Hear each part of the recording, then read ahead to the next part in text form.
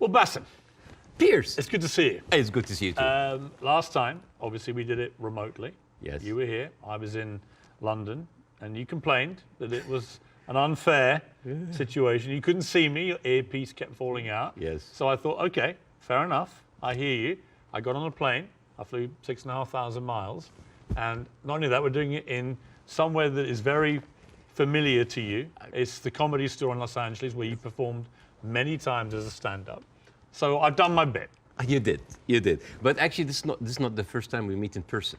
No, we did originally in London last year. And I know that many people are watching this for the first time. I would know this, but like I would really love to tell the story of that moment because I was having a tour in the UK and Europe, and I was doing my English stand-up. And one of my advertising promotion plan was to come on your show. So my agent called me, it's like, Bassem, you're gonna be on Piers Morgan. I said, damn, it's like, what's wrong? It's like, well, Piers Morgan blocked me on Twitter. I did. And he said, like, what did you do? I said, well, during January 6th, the insurrection, you tweeted something about it. And I was so angry at what's happening. And I remember you having you and Donald Trump in a picture. And I said the guy who had Donald Trump with him, whatever. And then I used like very harsh words. And of course, you blocked me. And then I said, like, does he know? I don't know. Does he know? I don't know. Does he know? I don't know. So I walked into the studio, and the moment I was like being seated and they're preparing before we go on air, and you said, oh, hi, Bassem. It seems that you have more followers than me, but it seems that I blocked you. Why? And I told you, and then we said the story on air.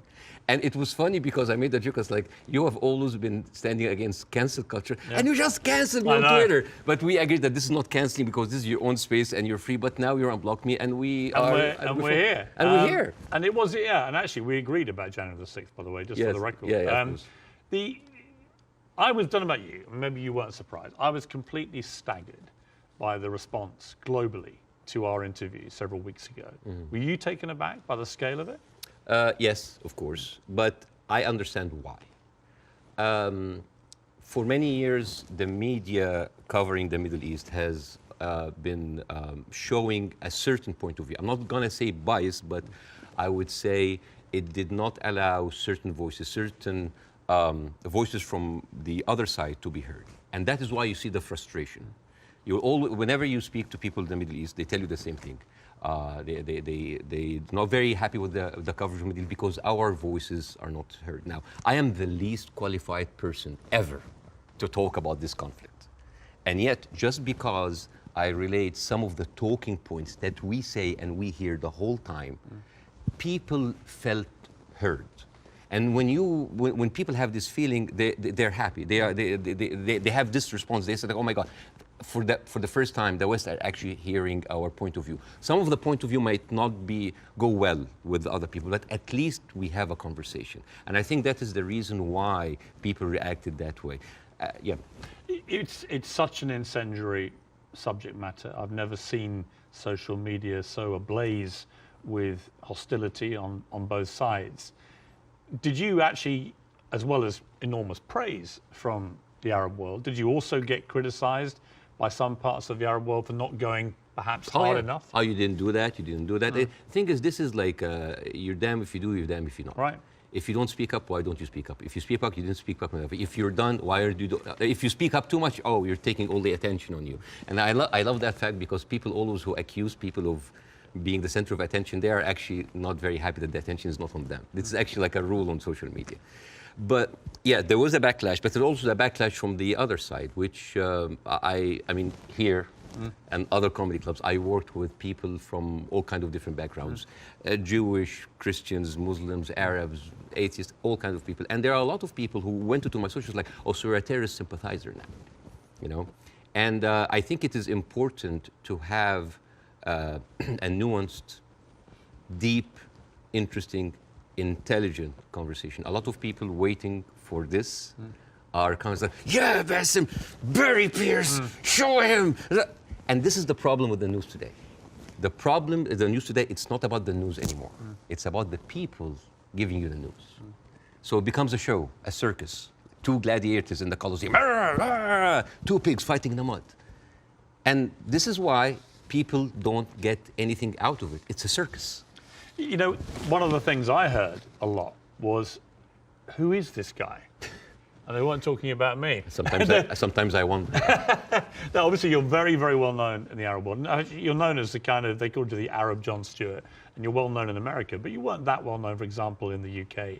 And I think what this interview did, it made a lot of people think, wow, all right, this is incredible, but tell me more about Bassem Youssef. And I did a bit of research into your life, and it is a fascinating journey that you've gone on to get here to Los Angeles. And I think it's worth just taking a little beat here to talk about this, because you began in Cairo as a heart surgeon. I mean, that was your career path. Yes.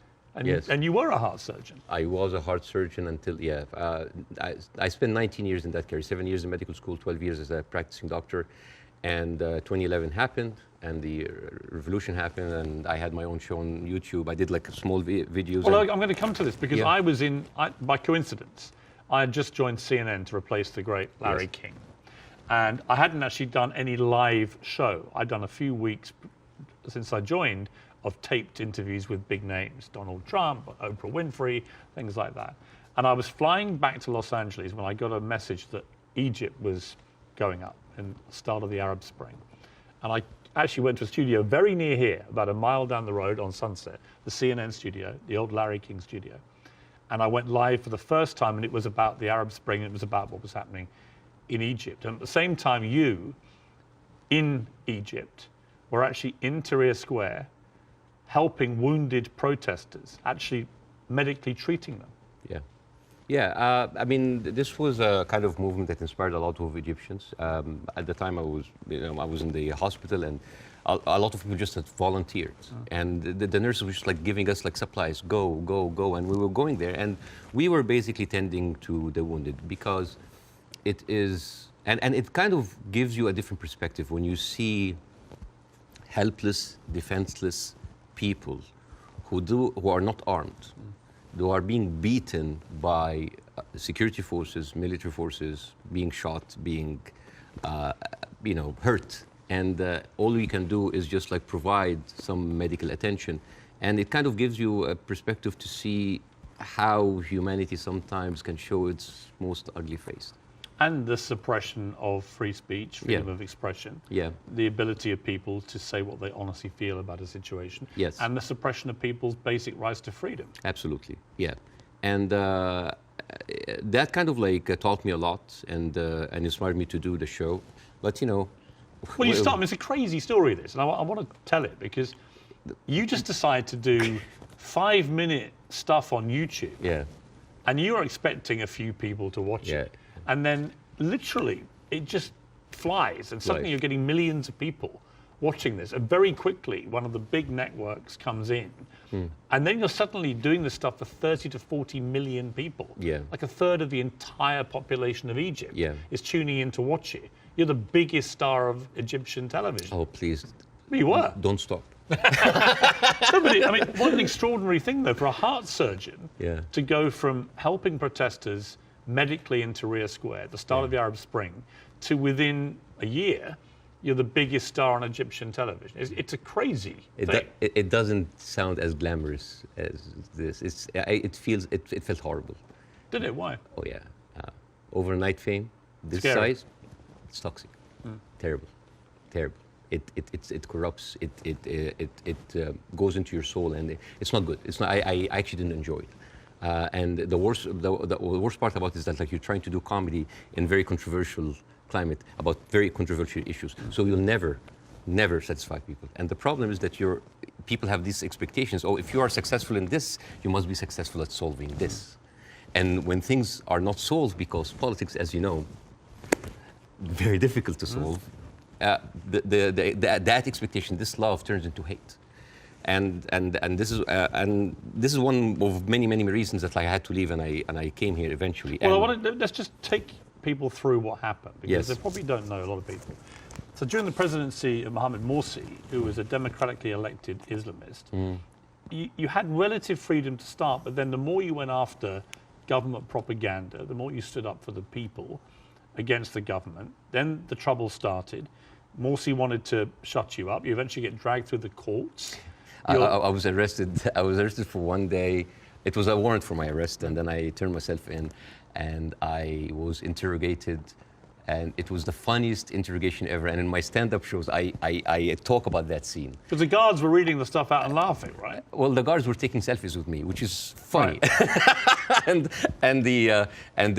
the exchange between me and the prosecutor, general prosecutor, was extremely funny. I mean, I don't like to victimize myself. I don't like, oh, look at that. I actually like to find humor. But why were you arrested? What was the criteria? Oh, yeah. I think the list was insulting Islam, insulting the president, spreading false rumors, and disrupting the fabric of society.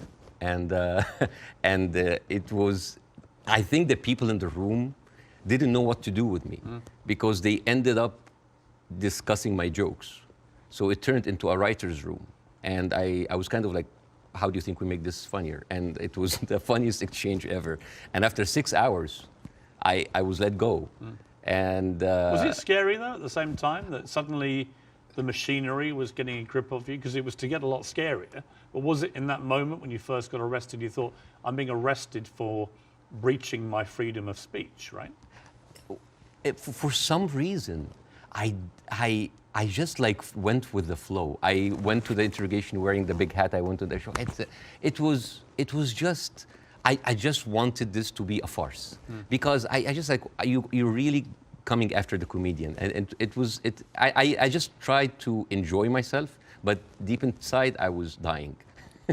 Well, you actually, it gets serious enough where you may have died because actually Morsi gets, of course, deposed. In comes General El-Sisi in a coup, a military coup, and he doesn't find satire a laughing matter, particularly when the jokes are about him. You get blocked. They literally block your show from airing. I aired one episode, and it's interesting. This is a very interesting story because the first episode that was aired after the removal of the Muslim Brotherhood, everybody was waiting to see what I will say. Because by that time, all of the Islamic channels that were, I mean, like me and Islamic channel, like it's like they had 5 channels and they were like me and them going like that. They had like 5 channels that have only 1 hour a week. And then they were removed. And then a lot of the other dissident voices were also being shut down. Now, people are waiting. What will Bassem say? And on the day that the show aired, the next day I went out and everybody's like, good, at least somebody is speaking. It was a very controversial episode. Nobody liked it. And yet everybody liked it because people said like, you're supporting the coup. No, you're the Muslim Brotherhood. Everybody accused me of something. All I did in that episode was just being a mirror of what is happening in the street and showing them how ridiculous it is. You didn't take a fixed position. Well, my position, depending on what's your position? What did you intend your position? My position was to show the ridiculousness of how the people now was like, oh, we got rid of Islamic fascism, but we are heading towards another fascism. There was a song that I did that was very controversial.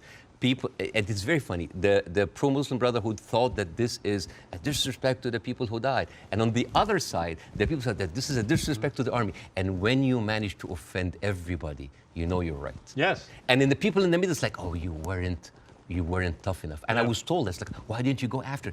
The ceiling of freedom just went down, and I was just like, it is very difficult to go against an authority that was very popular at the time. And especially a military authority with Oh, a yeah. lot of experience Oh, yeah. of weaponizing these situations. Yeah. You had death threats. People would always choose, most of the time, they will always choose the military form rather than the religious form because they kind of like, at least they are not infringing on my personal freedom. Not yet. But you had threats on your life, didn't you? Oh, all the time. I don't talk about that because like I have been having death threats, like never stopped since 2011. Never stopped. Have they continued since our last interview? Oh yeah, they never stopped. People threatening to kill you? All the time. Why? For what reason?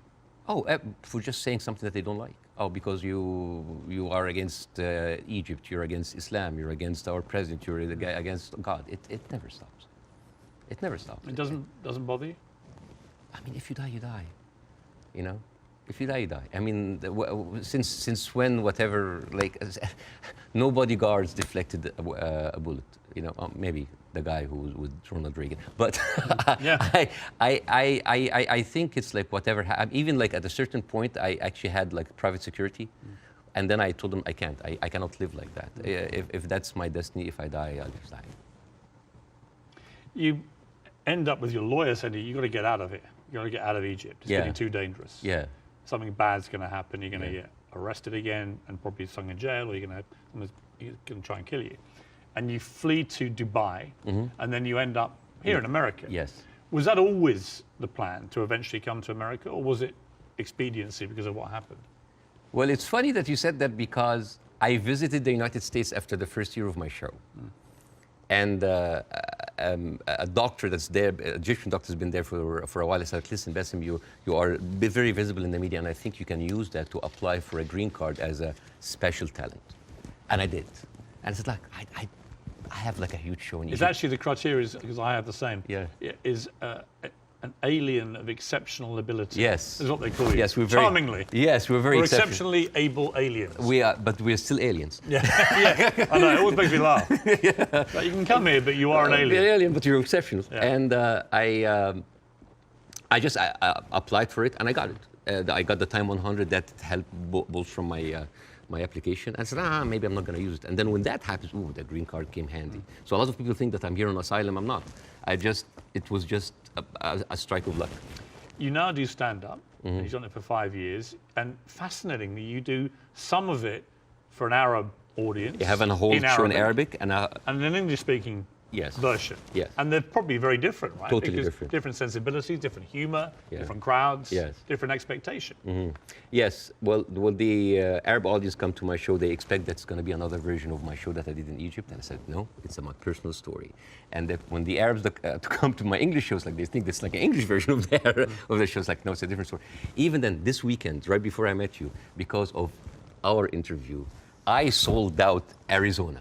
Really? Yes, and I stood, and the first thing I said, like, who here came because of the Piers Morgan show? I was like, I was like, boy, you're gonna be disappointed because this is not about that. But isn't that amazing? I mean, Yeah. that shows the power of that interview. Yeah. Resonating even in Arizona here. Amazing. Yeah, because I don't want to succeed just because of a trending moment of time. It is the same show that I've been working and perfecting, and like any stand-up comedian in the United States, your dream is what? Is to sell your special to platforms like Netflix, to HBO, and you want to get there. Because for me, that was like a rebirth. Because I thought like everything was lost. I came here, I had nothing. As first 3-4 years, it was terrible. The first 2 years I was doing stand-up. Oh, I bombed hard. And I went home crying. I said, I'm not going to make it. And then suddenly I have already a tour. I mean, even before our show, I already had a set tour.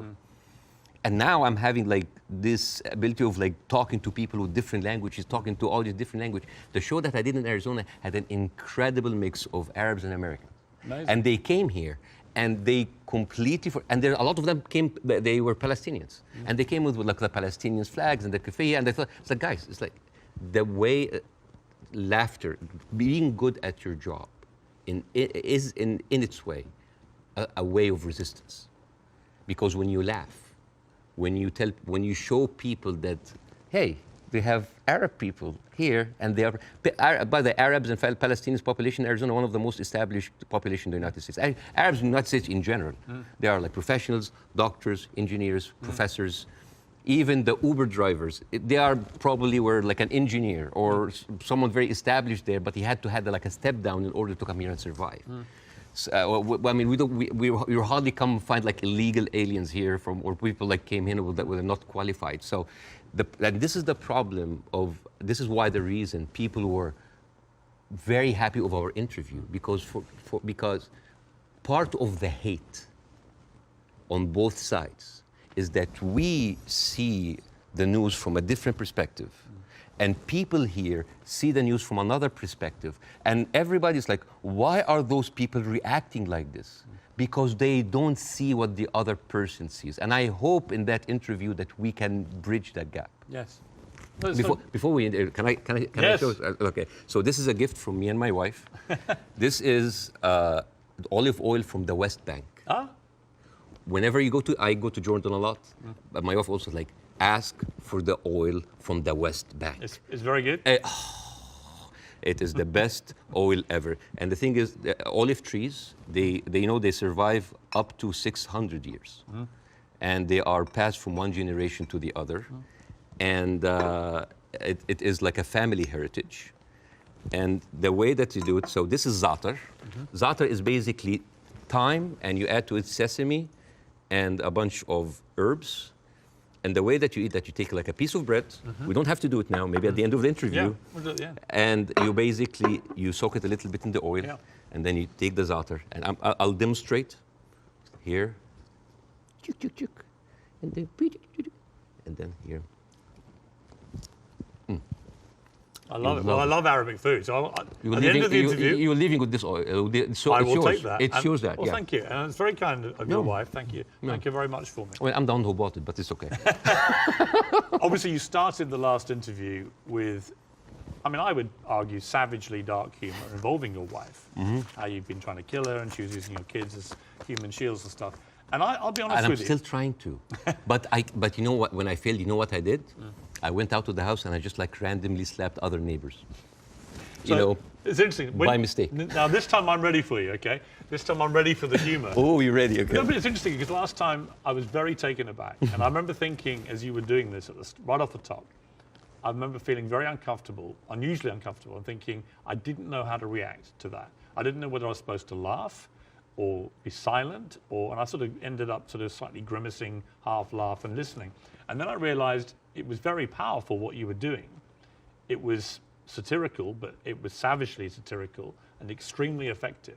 And that's why I think the interview did so well. But I'm not going to pretend that I found it easy to listen to it or to react to it, because I didn't. You know why? Because all I did was just take the talking points that's been in the media, not just for after October 7th, all through the conflict. It's always like, we need to kill it. All right. You need to kill 5? No, kill 10. You need to kill some? No, kill all. This is what satire does. It take reality, flip it on its head, exaggerate it, and then you can see how sometimes very uncomfortable and even sometimes stupid that sounds. Because I was just reacting to whatever the media is telling me. It's like, oh yeah, okay, let's do it. There's no pushback. So suddenly, the person who's proposing the most extreme measures is like, oh, we'll take it, oh no, that's too much. So that was like a very simple technique. I just took the talking point and just exaggerated it. It was devastatingly effective, I thought. Yeah. First, before we go any further, how is your wife's family? Because she is half Palestinian. Yeah. Are they okay? They're good. They're good. They are safe for now. Yeah. And as like the last week, there was no internet, as you have. Yes. You know, I saw you tweet at the IDF. It's like, how can they know? You know how many views that tweet's had? Nearly 40 million. Yeah. Me just saying, how are they going to see this message if you've cut the internet off? Yeah. I'm wondering if the IDF's like, why aren't the Palestinians liking my tweet? Because they don't see it. Right. No, but I thought that was a perfectly correct assessment of it. Yeah. But the reaction to that tweet I did was enormous, as everything is in this thing. And I had a lot of people say, finally, Piers, you get it, right? Finally, you get it. And I wanted to say, listen, I'm trying to reach a place where I get this, but it's an incredibly complicated issue for someone who is not Arabic or Jewish to poke their head into. And I've had to cover it as a journalist for a long, long time. I think I said to you before that I was editor of a Daily Mirror in England when we opposed the Iraq War, for example. So, you know, I have taken stands on this thing. On this one, I find, and I'm going to be completely straight with you, I discussed this with Jordan Peterson this week, and he did a pretty incendiary tweet in which he said, give them hell, Netanyahu, enough is enough.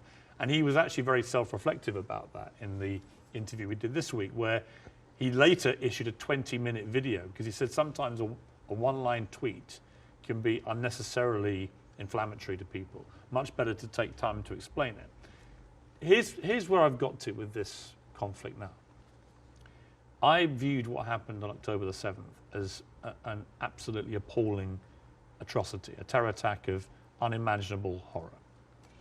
And I absolutely think that Israel has a right to defend itself from the people who committed it, Hamas. And I've questioned for the last 3-4 weeks, what is a proportionate response? And I have said repeatedly, I don't know the answer. I want people who have a view to have a view about that. And I'll ask you again, about where you think we are with this. I also acknowledge that Hamas live amongst civilian population in Gaza, and therefore if you do what the Israelis are currently doing, which is a ground offensive into Gaza, a lot of civilians are going to get killed. And at what point does that become disproportionate or even illegal? And I don't know the answers to those questions. And I have a moral quandary because my instinct is to say that Israel has no choice but to respond to what happened in a very forceful manner. I understand why they want to eliminate Hamas altogether. I understand that if they feel they can, then perhaps we can move to a two-state solution or peace or whatever it may be, although I don't think Netanyahu will ever be the person to do that.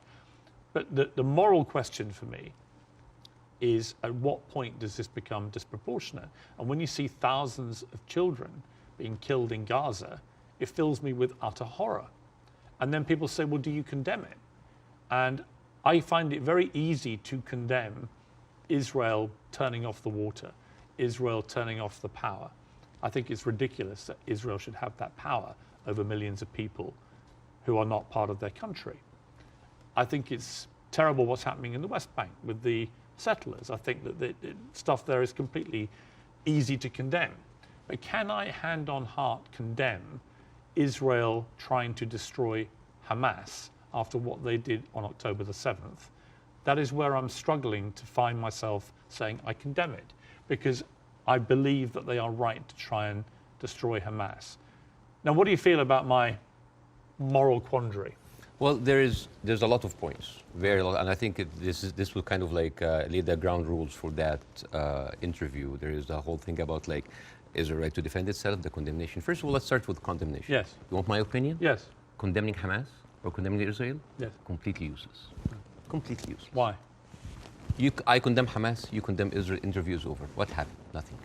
It is just checkpoint, like morality checkpoints. But I've interviewed a lot of pro-Palestinians, for example, some of whom will immediately say, I unreservedly condemn the terror attacks of October the 7th, and then go on to criticize Israel. And I think that's it's a position I can completely respect. Yeah. But I find it much harder to respect a pro-Palestinian guest on my show if they simply resolutely refuse to say that they can condemn the terror attacks. Yes. I find that less worthy of respect. But you see, this is the problem with the news. We go into the circular motion of the same answer.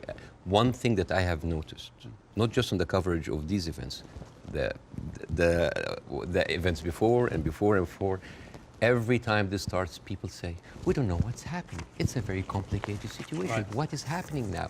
And for me, as a viewer, if a conflict that's been there for 75 years and the media with all this technology has been covering it and we hear the same exact words, we don't know what's happening. It's complicated. It's a very complex. That is a failure of the media apparatus. That is the failure to themselves and for the audience, because why every time this happens, it seems like it is happening from point zero. And I think to help understand that, I will get to the October 7th. I will get to the condemnation. I will get to the self-defense. But I think maybe we can we have like all the time in the world, and we can discuss, this interview could be a bookmark, landmark for maybe looking at that conflict in a deeper way that nobody had gone there before. We had the views, we have people waiting. Yes. You know, as I said, I'm the least qualified to discuss that, but it's an opportunity to use it. I'm not massively well qualified myself. Yeah, both of us. I mean, look at us. I'm an Irish Catholic. I mean, right? look at us. Yeah, two privileged people. One white, one white wannabe, discussing the most complex conflict of our history. But I want to start in a totally different area. I want to start with anti-Semitism. Yes. I think it's an important issue. Yes. I think there is a rise of anti-Semitism in the world, and I think this is very dangerous. And I, as a Muslim who has been through events where there were terrorist attacks somewhere, and that reflects on us, I can completely feel that. Since what happened, I had text messages from the Jewish friends, are you okay? Are your wife's family okay? And I was texting them, are you okay? And I think it is very important to agree on the language, because the word anti-Semite has been used and abused, and most of the time not for the good interest of the Jewish people. Because the first 2 days of the coverage, I watched the news, and there was a lot of protest that was led by Jewish Voice for Peace, and they were led by people who opposed the Israeli attack on the civilians. And I remember quite well, many of the Republican representatives in Congress came out and they were calling these the global intifada, the global jihad. I love it when they say jihad. They sound like a horse. Jihad. It's very funny. Or they say like, these are, and I quote, Iranian-backed jihadists. And I said, wait a minute, but most of those people are Jewish. Those people who took over the Capitol, the same people who took over Central Station in New York, which is known as the biggest civil disobedience event in America in the last 2 decades, they were all Jewish. And then I find Nikki Haley saying anti-Zionism equals anti-Semitism. And then I remember it's like, oh, Jewish people in America are saddled by the fact that they are not citizens of America or citizens of the world, but they are citizens of Israel, and they have to back Israel in whatever they do. And these are not my words; these are the words of Jon Stewart.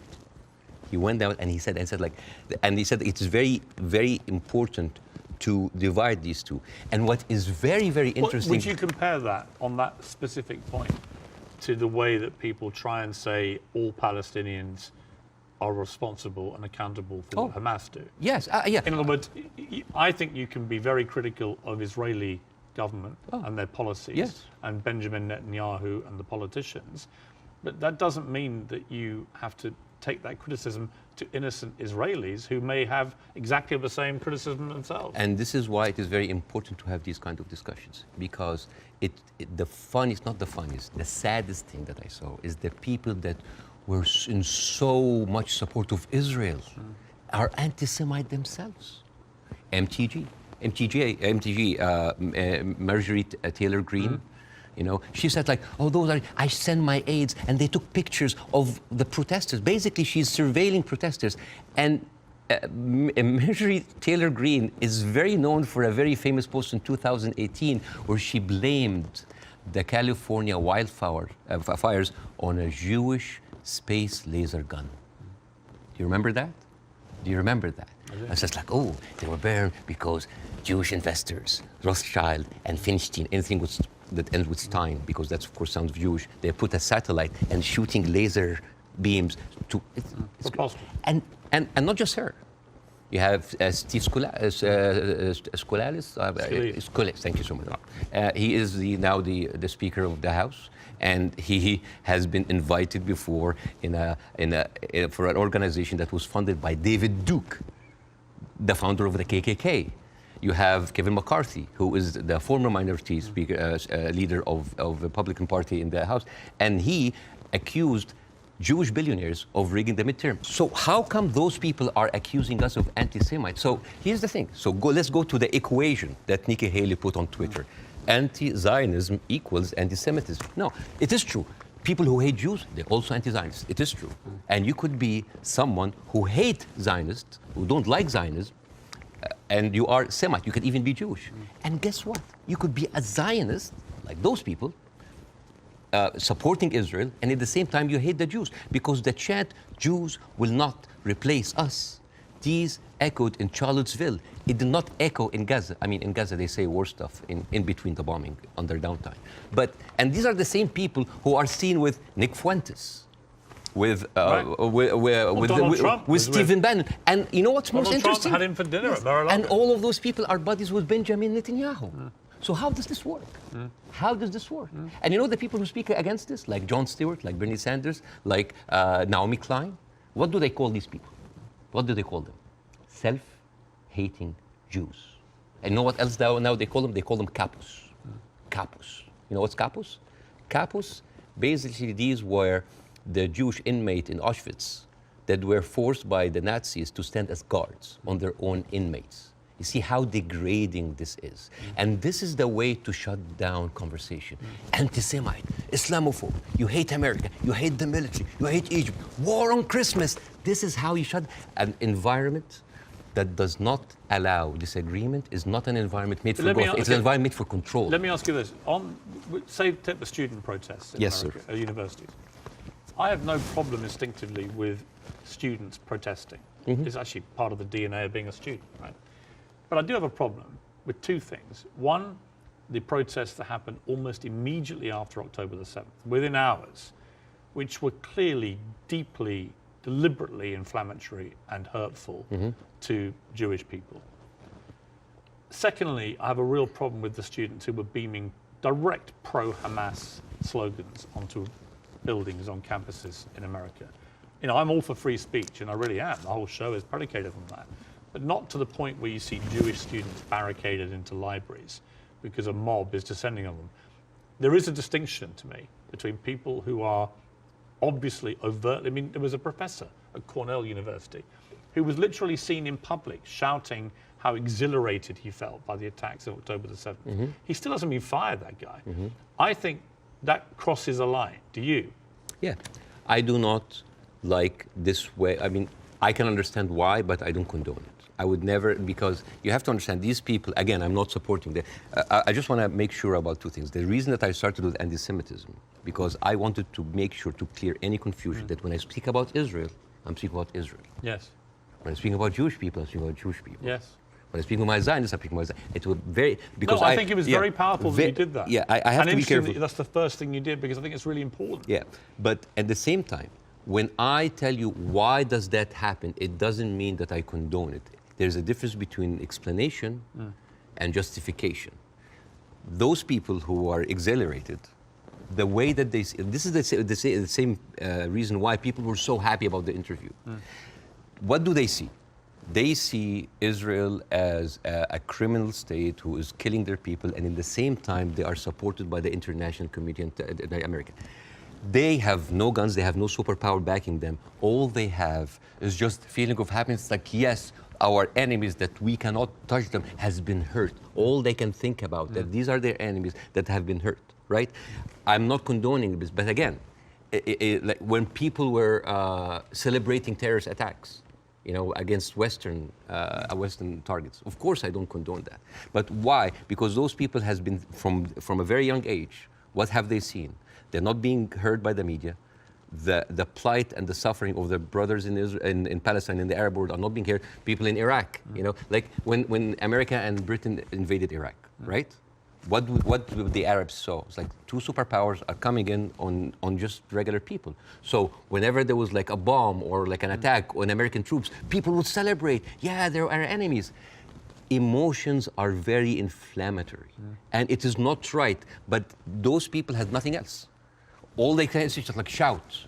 All they say is like to rejoice. It is not right. Again, I'm explaining why is this happening, because it's like, yeah, if I cannot get you, I'm just gonna scratch your eyes. I'm gonna scratch your eyes because you've been beating me all the time, and you have the whole international community backing you up, and all I can do is scream.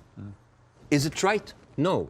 But it is understandable. Again, it's not the right thing. But no, it's not like understandable. It's like, oh, no. But again, it is an explanation. Now, hate. And again, this is another way why this has been magnified in the media so much. What does the Western audience see? They see people rejoicing for the death of innocent civilians in Israel. This is what have the Arabs seen for years on the Arab world. For example, if you look up Sidrot cinema, this is in 2014 when Israel was bombing Gaza as usual, and the Israelis in the Sidrot, the kibbutz or the settlement, they went on a hill and they had popcorn and they had drinks and they were like watching the show and they were cheering with every rocket coming down. This is what we see. Western people didn't see that. Well, somebody found a tweet actually of mine from 2014 in which I said, at what point does what Israel is currently doing to the Palestinian people become terrorism? And because I've always said, you know, I've spoken about this a lot over the years, and I've always tried to be extremely fair-minded, albeit nobody really wants you to be fair-minded. They want you to take a side. But that was clear that my thinking back then was that they were absolutely overstepping the mark. Absolutely. But again, to the point of rejoicing. No, I know what you mean. Yeah, but like if you, for example, Google the wedding of hate. This is like a Jewish wedding in Israel where they were celebrating the arsons and the burning of Palestinians. To be clear, I've seen lots of videos. No, but like, I'm not talking to you, Piers. No, I know. I'm talking to the Western audience because I want to see, like, I want to say, like, this is what they see. I mean, for example, there is a very famous video for Samer Abu Za'anin, who is like a young kid that he was shot point blank by an Israeli soldier, and he was not allowed to have any medical attention. And as his dead body was being put into the ambulance, the Jewish settlers were cheering. So for an Arab audience, this is what we see every day. So when they see, oh, we heard them back, we heard their people like they heard back, it is not right. But this is what hate does. It escalates, it feeds each other. Radicalism feeds it. It is terrible, and it is just like a vicious circle. So I would like to do something that is very interesting tonight. I want, when I invited Jon Stewart to my show, as much of like a reception that if you see on the YouTube, people just like, we had to cut the 5-minute standing ovation for broadcast. People were on their feet for 5 minutes. They could not believe it. I remember Jon Stewart telling me I could never imagine that a Jewish guy from New Jersey would have that kind of reception in Cairo. And yet, on the internet, people who were, what? You brought a Jew on your show? Why you are with a Jew? Yes, hate is there.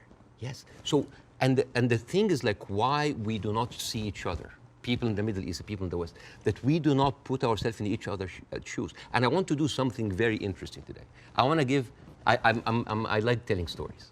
And I'm going to tell you a very nice story. Tell away. This is the story, surprise, surprise, of the suffering and the plight of the Jewish people. And I want to say that because it is very interesting when you see the trauma and the suffering that the people on the other side went through, you might understand why they're coming. So this is, see this? This is a map of all of the history of the expulsion of the Jews in Europe. They've been like, I have never seen a minority being kicked around this much, right? And of course, this comes back to the, you know, the whole idea about the original sin, that you have betrayed Jesus Christ. The blood of Jesus is on your hand. And then comes the 11th century. At that time, Jewish people were not allowed to own land. They were just peasants. Even some of the professions were not even allowed to participate in. But they were allowed to do one thing, usury, money lending, because it was prohibited by the Catholic Church to engage into that. So what happens when you work in money? You get richer, right? And those Jews lived in ghettos. Now, ghettos was not just like isolated neighborhoods in cities. Sometimes ghettos were outside the city. This is like how isolated they were.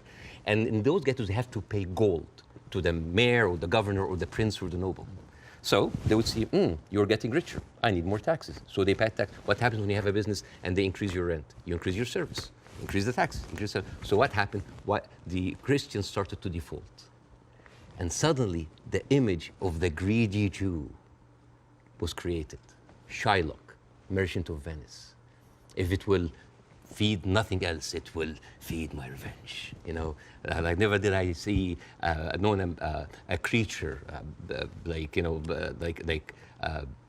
I can't remember that. Never did I saw like a creature that looked like a man, so keen and greedy. Confound of a man. You know, English. I messed it up. Anyways, but this was the image, greedy Jew, the greedy Jew. This was created because of their conditions. And it became worse in 1095, when Pope Urban II called for the first crusade to go and save the birth of Jesus from the unbelievers Muslim. And you know, this crusade did not kill a single Muslim. You know how many people they killed? 2,000 Jews. Because it's like, wait, the non-believers are all over there. Why? So they went to it's called the Crusades of the Rhineland. So they went to the Jewish community because, hey, we own the money, so let's kill them better than paying them. And then came the plague. And then all of the things like, oh, they're killing babies, who would do that to a baby, you know? And they accused them of poisoning the well. This was the kind of oppression that the Jewish people went through. Fast forward 19th century, there was like the Eastern Jew in Ukraine and Russia, and there was the Western Jews in Europe. those people in the East, the Eastern Jews, had to immigrate because there were pogroms and they were like, kicked out. And at a certain point, the people in the West, especially in England, it's like, there are too many Jews. We need a solution. A solution for what? For the Jewish problem. So it's like we need to get rid of them. And you know what? Palestine was not even in the A list. Palestine was in the B list. Because England proposed 6,000 square miles in Uganda for the Jews, 1903. And the reason why Palestine was not on the list, that it was objected by a lot of rabbis that said, like, it's a promised land, but only when the Messiah comes. But there were other options: Argentina, South Africa, Uganda, Madagascar. And eventually they said, all right, let's do Palestine.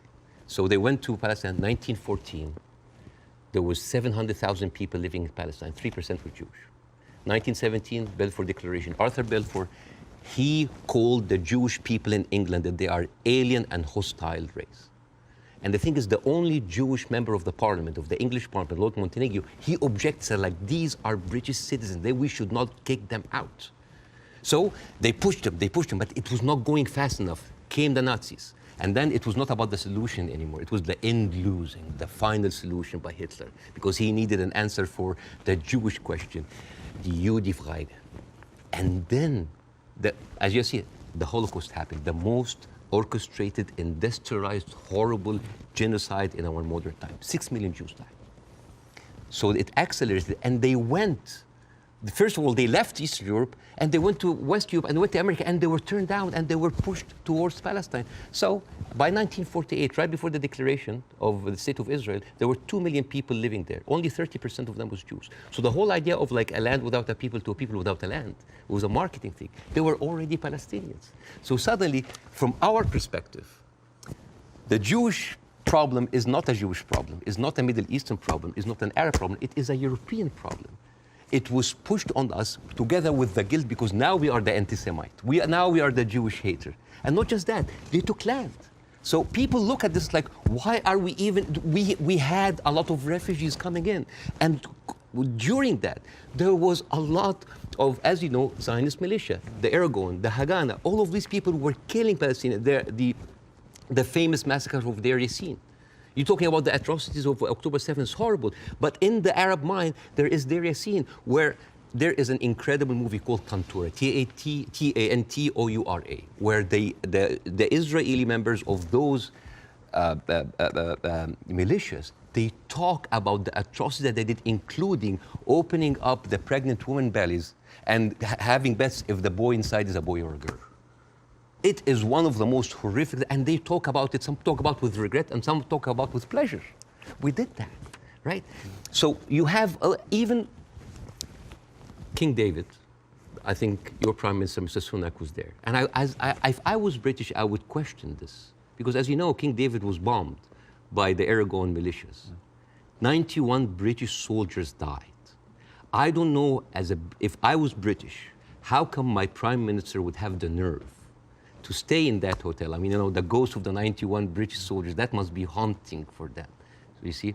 So when you see all of that, and you see that suddenly, overnight, 1948, there were 1.5 million Palestinians, half of them, 3/4 of them were overnight pushed into refugees. Yeah. And this is why it's called the Nakba, the catastrophe. So now we have all of this building up into the minds. And suddenly this was like a conflict, a hate, a problem that we didn't have to do anything with. This was basically pushed on us by the Europeans. You see? So this is why it is important to say that. And I'm not saying that just like, oh, let's wipe out the State of Israel, let's like push them in the sea. No, but it's important when you talk about the conflict, that you talk about the root causes, right?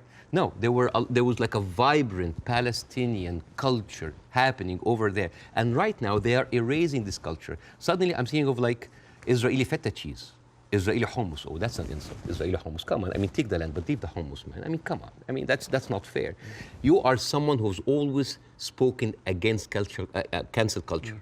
Right now, a whole culture is cancelled. Let me ask you this. Jonathan Friedland is a top Jewish journalist for the Guardian newspaper. He wrote a very interesting column last week in which he said, at the root of all this, you could argue you have two sets of people with just cause, and they believe passionately in their just cause.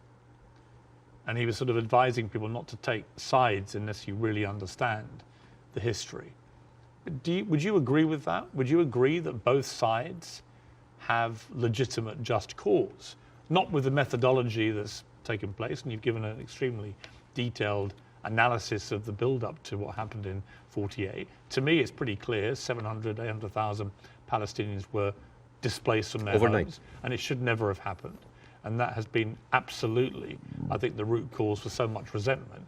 But can you, at the heart of this debate, agree with Jonathan that you could argue there's just cause on both sides? There is a cause on both sides, but I'm walking on a tightrope here because Yeah. I'm not a Palestinian. Yeah. But from the Palestinian point of view, there's a lot of people. I mean, there are 2.2 million people living in Gaza. There are 3.5 million people living in the West Bank. There is 350,000 people living in East Jerusalem, and there is like 6 or 7 million people living outside.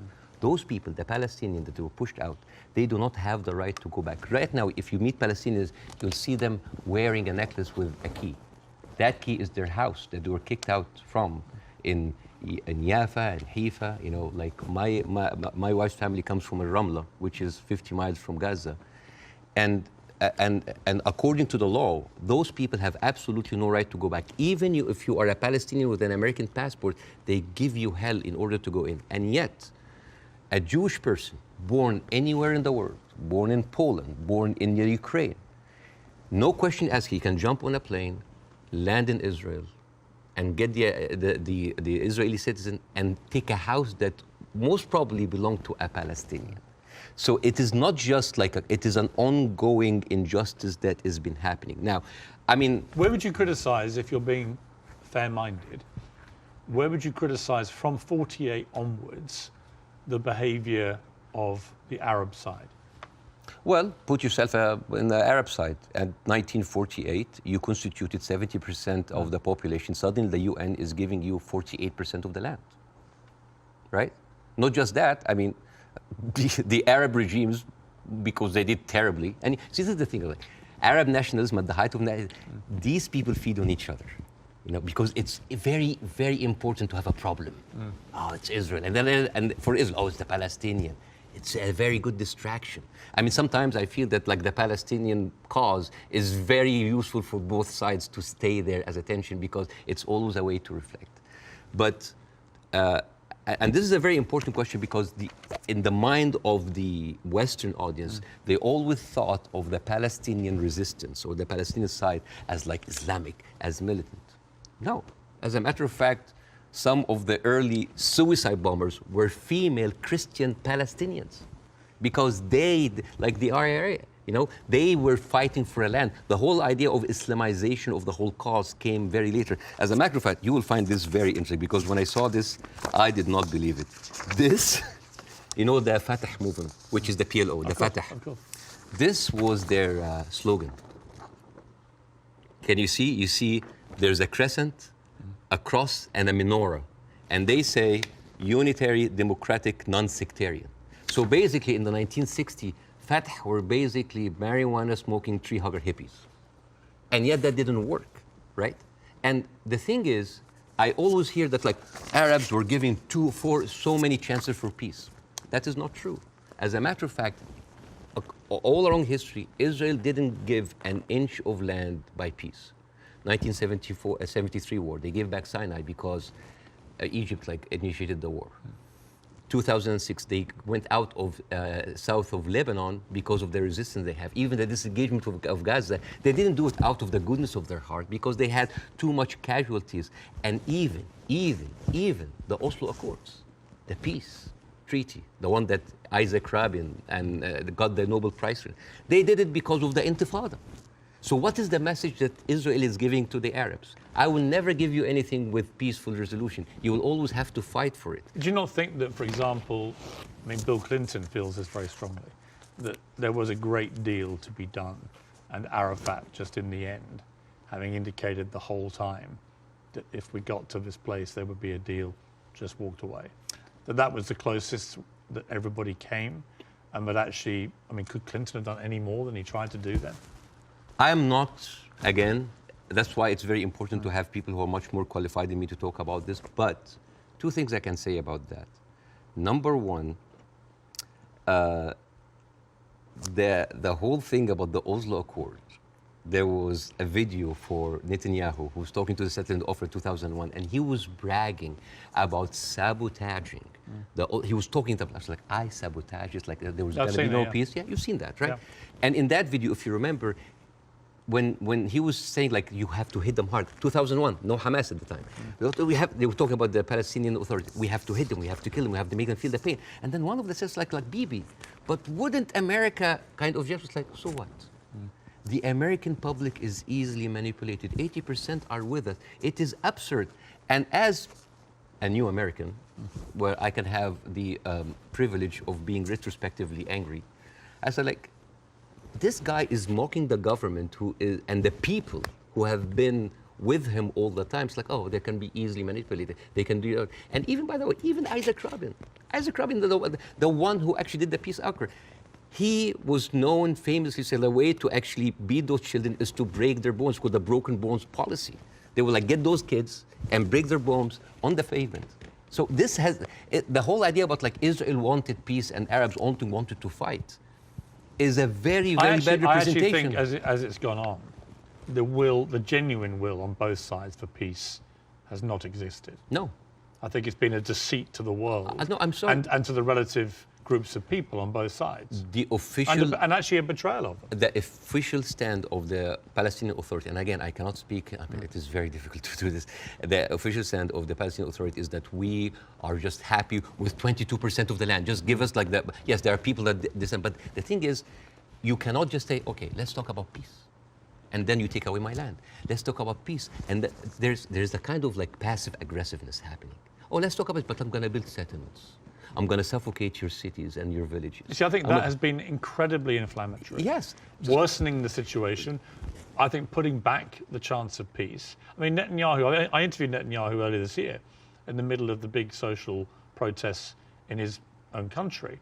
And I couldn't understand what he thought he was doing, except that it seemed to me political expediency, that he had to get power, again, he had put a bunch of right-wing headbangers into his cabinet who have incredibly bad records, speak in an incredibly incendiary way about Palestinians, for example, and that he did this for power, and then he launched, because they were pushing him to do it, a ridiculous assault on the integrity of the Supreme Court, the independence of the Supreme Court.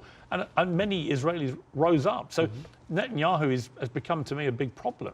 Right? And the people, all the polling shows that. Israeli people are very unhappy with Netanyahu. I don't think he's ever going to actually want to forge peace. And in fact, I think he was instrumental with Hamas in wanting to keep them in power, because he felt that that would create the split with the Palestinians, with two political groups, and that would be good for Israel. And it was leaked in a Likud conference in 2019 that he was bragging about giving Hamas money because this is a way that we can keep Palestinians divided, and yet so we will never have one. So this is a guy who was. But look, we can agree about Netanyahu, I think. No, right? But not just Netanyahu. There's a book. And I would say most of his cabinet. There's a book called The Fear of Peace. It's by Moshe Zimmerman. And he's an Israeli historian, and he said, like, the average Israeli citizen does not have a vision of peace. Because for 70 years, this is a country that has been, the war has been going on for, they have been expanding because of war, the military is taking over. So the whole idea of peace is not even there. It's not just Netanyahu. Like you have, I remember you have interviewed Naftali Bennett. Yes. And I think you tweeted that like that was like a very kind of reasonable take. Yeah. I don't think that's reasonable. No. Yeah. But like Naftali, he went after Queen Rania, and he called up shame on Queen Rania. No, I didn't say reasonable. I just said this. I did a fire emoji. Yeah. Yeah. I just said what he was saying. Yeah. I mean, I was going to ask you about Queen Rania, and let's ask about since you've raised it, because Queen Rania accused the West of a glaring double standard. She said, "This is the first time in modern history there's such human suffering, and the world is not even calling for a ceasefire. So the silence is deafening, and to many in our region, it makes the Western world complicit." Now, other people said, well, okay, if you feel that strongly, why aren't you taking in any Palestinians? Why is Egypt not taking Palestinians? Why does the Arab world want to constantly attack Israel without actually offering any place to go for the Palestinians. And what do you say to that? That is exactly what Israel wants. And that is exactly what might actually starts Third War III. This is the war solution. These are Palestinians, these are their lands. And then suddenly take them. Why? So they've been basically kicked around from their homes. And now another country should take them? You see what will happen? Imagine this. Now, and because Israeli official has been talking openly about this. It's like, why don't they just go in Sinai? Why they go? You know what will happen? Those people are going to be pushed in Sinai. And with any population, 2 million people, they are living in refugee camp. What do you think will happen? Unrest, chaos. And then after a few years, the Western media will come with their cameras like, oh, look at those Arabs. Oh, they're killing each other. Oh, Israel is good that they got rid of them. And then they will go to the West Bank. And suddenly those 3.5 million people push into Jordan. The whole idea, why does Jordan take them? Why does Egypt take them? The same question. Europe has 44 countries. Why don't they take Israel? America has 50 states. Why don't they give them Florida? I mean, we seem to complain about Florida the whole time. Why don't they just like give Israel? The whole idea was like, oh, you're Arabs, you're all the same. No, no, no. Because what will happen then? So Israel will move into Jordan? It's like, oh, Saudi, why don't you take the Jordanian? So this is not a solution. This is not a solution. Bassem, I hear you. I'm not taking a position either way. Let me ask you directly. But I want to say something about what Queen Radia said. Okay. The whole idea about like the West. Yeah. I think that in 3 weeks, Israel morally corrupted the West like no other. I think the West will have a lot of time to recover because for years, the West has been telling us, oh, look, we're liberal. We're all about human rights. All are equal. Adopt our values. And then suddenly, well, you don't want to even to cease. We don't want to even tell Israel to stop. And suddenly we woke up and we found McDonald's are giving free meals to the Israeli because like nothing will make you feel better after killing a bunch of Palestinian kids than a happy meal. So let me ask you this. They have a toy. So this brings me to Hamas, okay?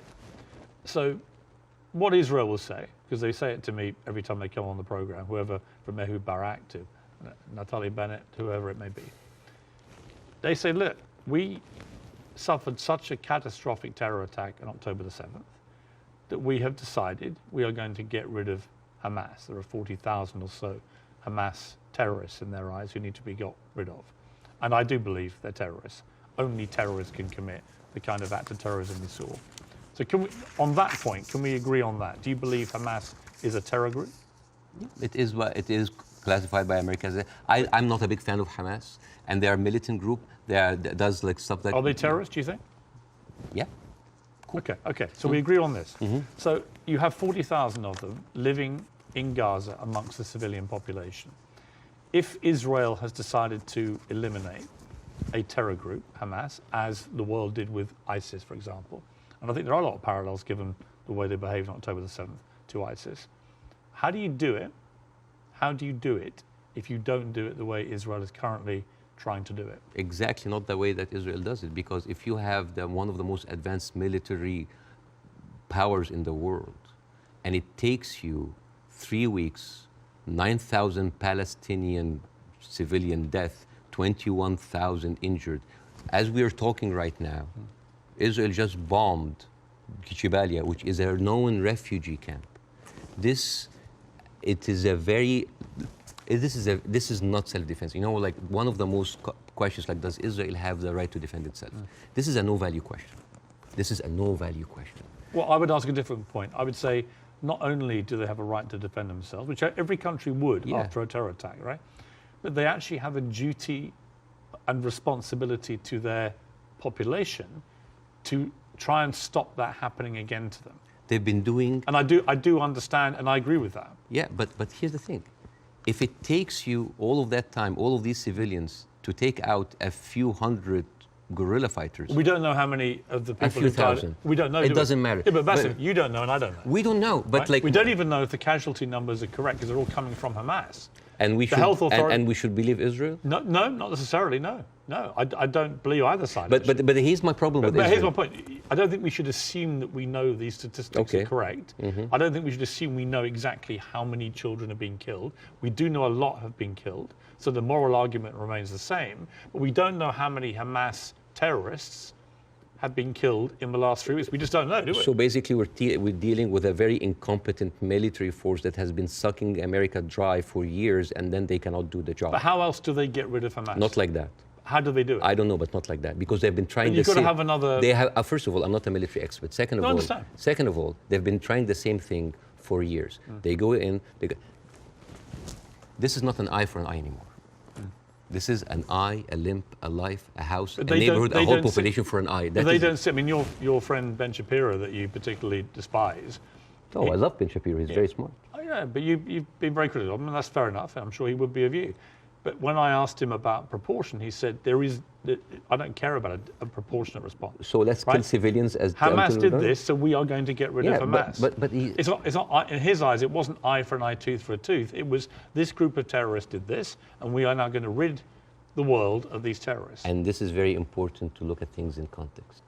When you see how Israelis talk inside their community, there was a very famous post by Uriel Eritzol. He is the speechwriter of Netanyahu. He said, "What is so horrific about understanding that the whole Palestinian people are our enemies? All of them are enemy combatants. We should kill them, kill their mother, destroy their homes, the homes that they raised those snakes, so no snakes will be raised in this house anymore." And this was reposted by Ali Chaket, which is the minister of, wait for it, justice.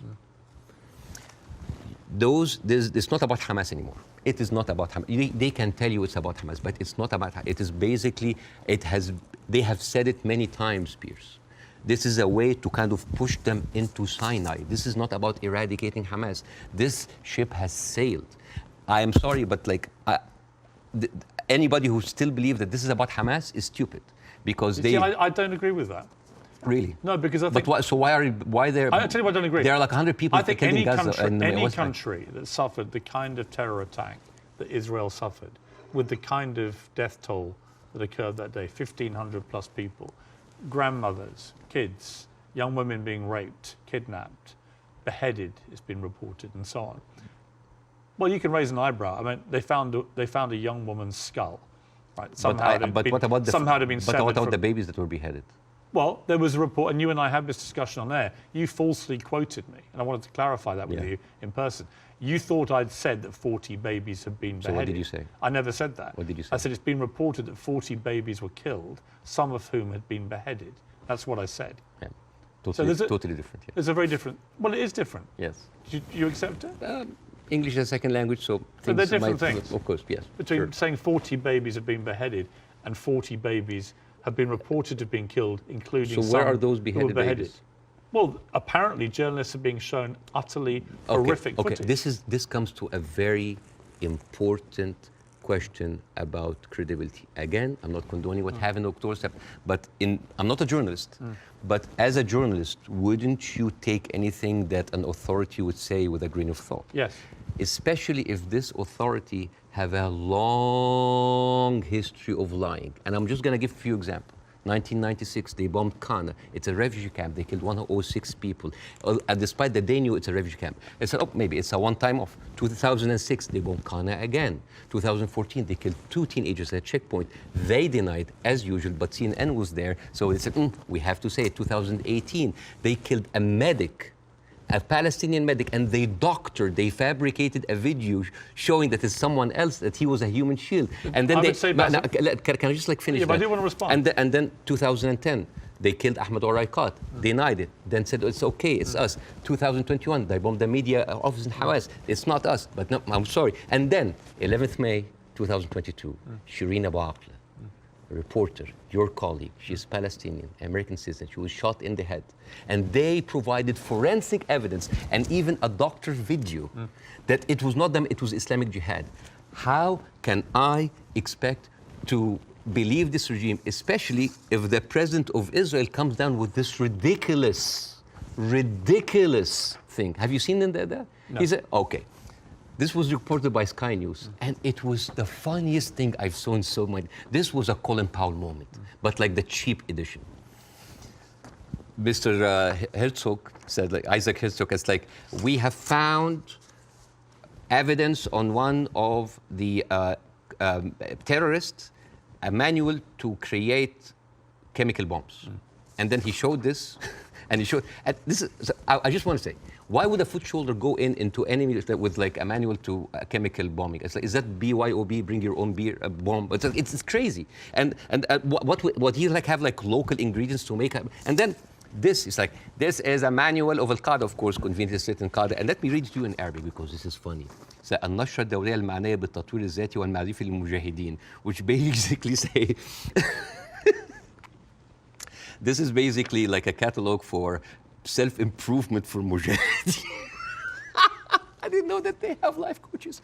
So this, and you know what Sky News said? It's like, we cannot confirm or any of this, but we will show it anyway. So let me respond. So this is like, this is a lying government. So let me respond. I do think the Israeli government has lied. All the time. Right? I do think they've lied. I'm not going to dispute that. I do think they've been caught lying. I do think they've said things that turned out not to be true. I also think that 2 weeks ago, a hospital was bombed. Yes. And it was immediately... Who do you think did it? Well, I'm going to tell you what I think.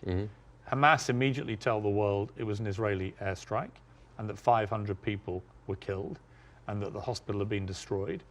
And then as the next couple of days go by, the hospital is relatively undamaged. The car park was obliterated. Many fewer people than 500 were killed. How many people died? We don't know, because actually we're reliant on the Palestinian Health Authority, which is Hamas in Gaza, for the figures. So we don't know the number, but a lot fewer people died, it would appear, than the like 500. 100? We don't know. 50? Either way, it's appalling, but it may not have been anywhere near as appalling as was first said by Hamas. But here's the point. Most independent studies of what happened have concluded that it was almost certainly a militant stroke terror group inside Gaza, and they fired a rocket which landed in the hospital car park. In other words, it wasn't an Israeli airstrike. So I have an issue with that, because for 3 days before the attack, the priest and the patriarch of the hospital, because it's called the Baptist hospital, said that they have received multiple warning from Israel that they're going to hit the hospital. And then at the time of the hit of the hospital, one of the top aides of Netanyahu, he tweeted about like, we hit the hospital, and then he deleted it, and then basically like Israel gaslighted the world. But It was not us. It was not us. But that's why I said most independent. No, that's not true. New York Times actually like just published something to prove that it was shot from Israel. And the thing is, No, okay, they didn't though. Okay, numbers. They didn't. Numbers. Bassem, that's not true. Okay. The New York Times has not reported that it was Israel. No, they said They haven't. okay. That's not true. Over 10 years, Hamas launched 35,000 rockets into Israel. And many failed. They killed 69 people. And 25% military, only part of them were civilians. So over 10 years of 35,000 rockets, they killed 69 people. But in one strike, you want to tell me that these glorified firecrackers caused that kind of damage? Yes, it looks like they did, yeah. Okay. Yeah. And actually, it wasn't the damage that was reported by Hamas, who wanted people to believe it was an Israeli airstrike.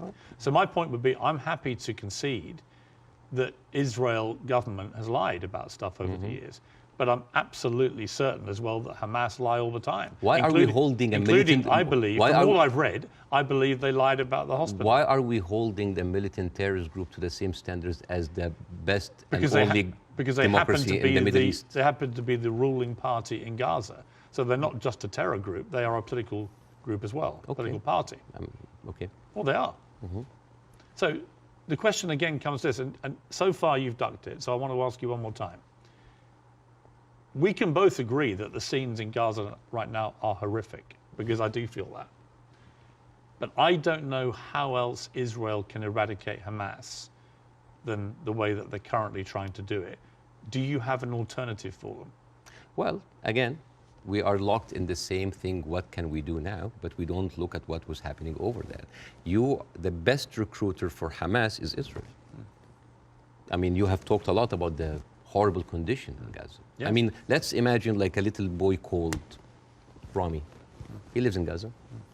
You know, he have a horrible life, but like, you know, it's like, it's not that bad. I know he has a cousin in the West Bank. He's living a good life. He wake up in the morning and he found out that he was kidnapped by 3 settlers. He was burned alive by kerosene and he was forced to drink the kerosene. His name was Muhammad Abu Khdira. That settlers did that to him in 2016. Said, all right, you know what, I'm just gonna leave. I'm gonna find a way to go to Europe. His aunt is a published author and she won a prize in the Frankfurt Book Fair. His name is Adnei Shalabi. And now she was canceled because of what's happened, just because of her a Palestinian.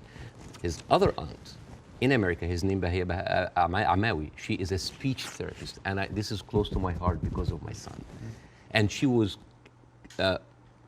fired because she did not want to sign the government contract that said that you cannot join BDS, which I don't understand.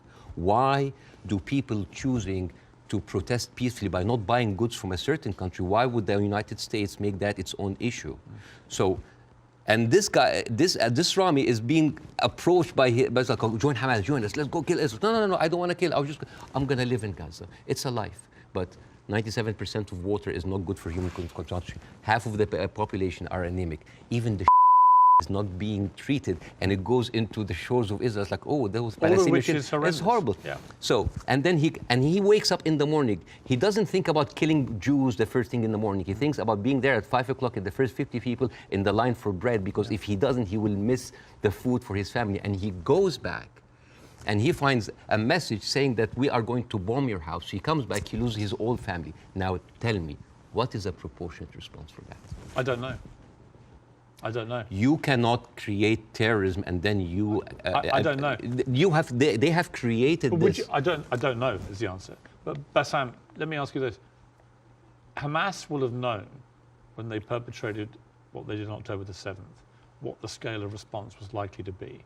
How does that help the Palestinian people? I don't know. That they are supposed to serve. I don't know. The wheels are already set in motion. But it doesn't, does it? I do not. You know, I feel sometimes that Hamas is with us in the room, that we are bringing Hamas. Who has the power in this equation? Who has the fourth largest and strongest military power? The whole idea about Israel, it's like, oh my God, the Arabs are going to destroy us. Look at the map. Hamas, well, hang on. Hang on. Hamas's stated goal is the eradication of Israel and the Jewish people. Yes. They make no pretense about it. They've made no attempt, unlike the Nazis who try to cover up their crimes. Absolutely. They've made no attempt to try and deny what they brazenly boasted about it. Yes. They are proud of what they did. Right? And they will have known, again, the scale of what they did on October the 7th would have prompted this kind of response, which would have led to thousands of innocent Palestinians getting killed. And my question for you... I wish the 7th of October never happened. Right, but every time something happened. You say Hamas is everywhere. Well, yeah, actually all roads, roads on this particular part of the crisis, and I accept it's been going on for 75 years, this conflict, but all roads in this crisis lead to Hamas and what they did. And not necessarily. Because all roads goes to the condition that created Hamas. If the Jewish people were expelled from Europe and went to Argentina or South Africa and Uganda and went in and took the land, you would have Hamas in all of these places. You and I can agree that the conditions Palestinian people have had to endure in Gaza for a very long time are completely unacceptable. I think it's completely unacceptable that Israel has wielded such control over the people of Gaza, working out who can come in and who can go out, turning on and off water and power on a whim, turning off the internet on and off at a whim, all that kind of stuff I can completely agree with. But given that I think we agree Hamas are a terror group. Okay, let's say... Let me finish my question. Given that we agree that Hamas is a terror organization who have a publicly stated position of annihilating not just Israel, but Jewish people, and as we saw on October the 7th, they mean it. If you are Israel, what do you do to get rid of those people who have shown the world that's exactly what they will actually do if they get the chance? You know what I would do? I would give the Palestinians what they deserve. Terrorism is a virus. Yes? It's a virus. I agree. If a patient with a flu came to you and you're a doctor, how can you treat that patient? How do you treat it as a doctor? How do you do? Well, you're the doctor. You give them nutrition, fluids, and rest. So the immunity of the body gets rid of the virus on its own. If I received that patient with a flu and I took a sledgehammer, it's like, why are you not getting better? Do you think that patient will get better? No. You are weakening him. You are making him worse.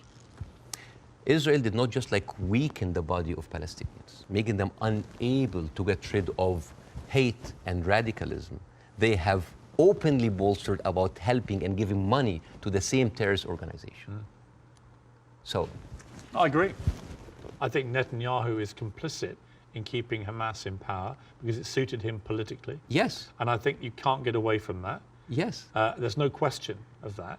But there's also no question that the Israeli government, led currently by him, has to stop Hamas from perpetrating another terror attack. And again, it comes down to this question.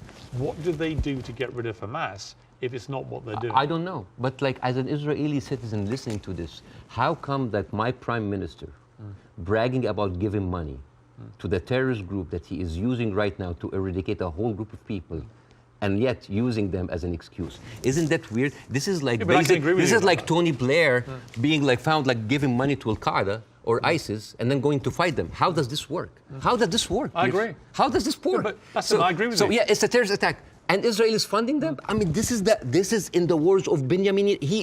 This is the thing about Benjamin Netanyahu. He brags about that stuff. So this is a circular question. Yeah, but yes, I agree with you. Hamas is to blame.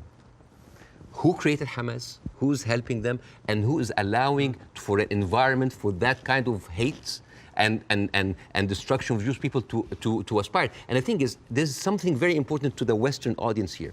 They think that Israel is a small, tiny country between the hostile Arab countries.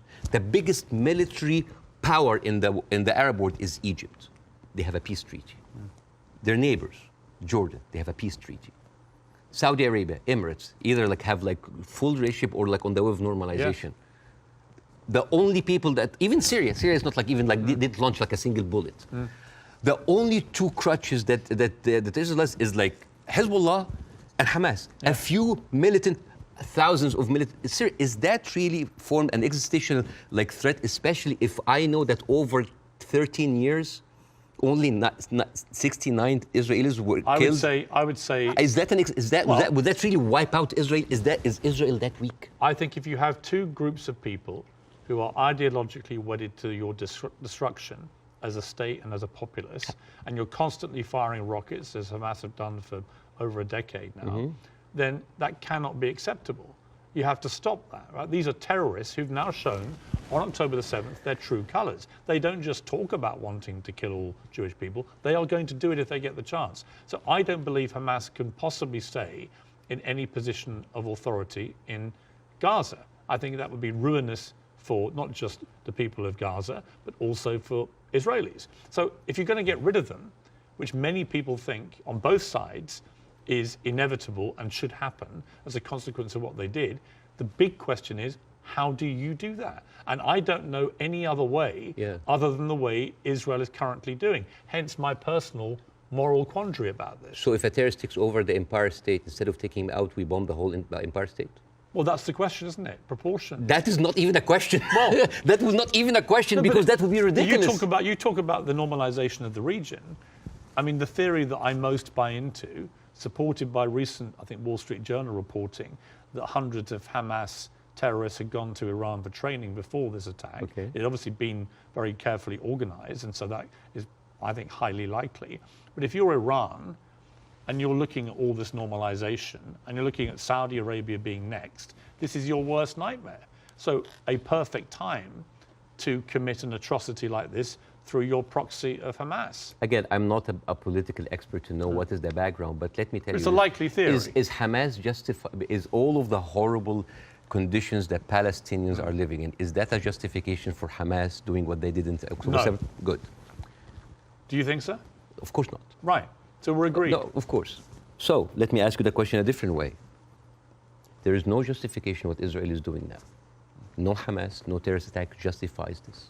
Well, because you have been there. No, but you have been there. You have stood against the Iraq war. So that is too much. Yeah, but here's the difference. You are killing a whole population. No, here's the difference. I didn't stand against them for that reason. I stood against the Iraq war because I did not believe we had seen evidence that Saddam Hussein had weapons of mass destruction.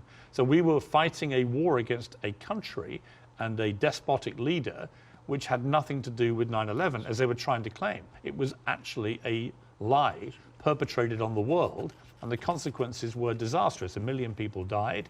I mean, over 150 British troops died. My brother served in Iraq and could have been one of them.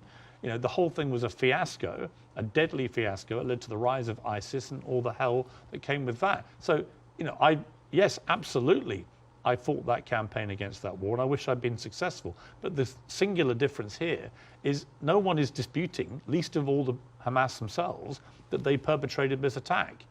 And I believe Israel has a fundamental right and a duty to defend its people from them doing it again. So if we can agree on that as a principle of a country that's had that kind of attack and how you deal with it, the question then becomes, how do you eradicate the people who did it?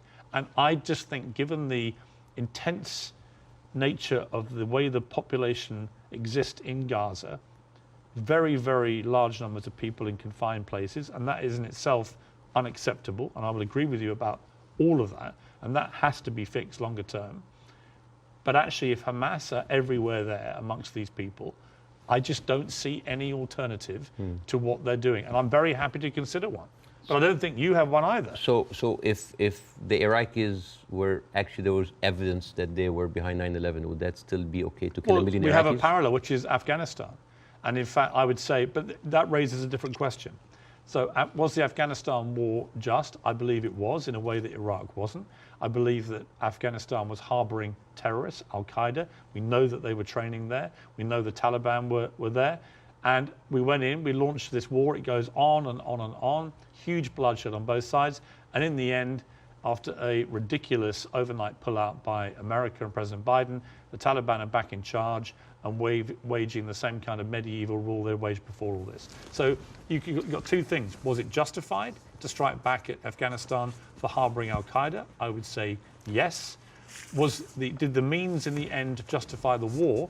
You could argue no, actually, because actually you ended up with the Taliban back in charge. So they're two different things. And it may well be here, by the way, as I've said, that if Israel pursues this ground invasion, it backfires horribly. It leads to a much wider conflict involving many other people, possibly including Iran directly. And it could be a horrendous escalation and a massive war raging through the whole region. And that is my fear about it.